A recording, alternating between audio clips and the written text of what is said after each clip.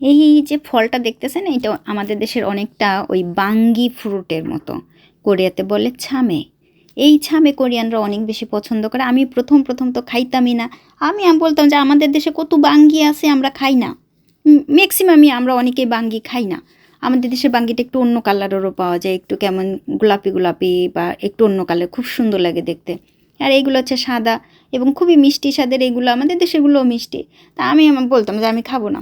কিন্তু এই যে প্রবাসে এসে বুঝছেন, ওই যে খাবো না যে জিনিসগুলো ছিল, এখন সেইগুলোই খাই। দেশে আমরা যে জিনিসগুলো খাইতাম না, এই এখন খাবো না, এই রাইন্দো না শাকসবজি, একটু মাংস রান্না করো, এই খাইতে ভাল লাগে। এবং দেশে যদি আপনি মাংস রান্না করেন, সেই স্বাদটা অপূর্ব লাগে। আপনি যখন দেশের বাইরে যাবেন তখন দেখবেন কি মাংসই খাইতে খেতে আপনার জীবন চলে যাইতেছে। এবং এই মাংসের স্বাদ কিন্তু আমাদের দেশের মতো অত ভালো মাংসের স্বাদ হয় না, কারণ আবহাওয়া বা পরিবেশ বা রান্নার স্টাইল এগুলো আলাদা হয়ে যায় সম্পূর্ণভাবে।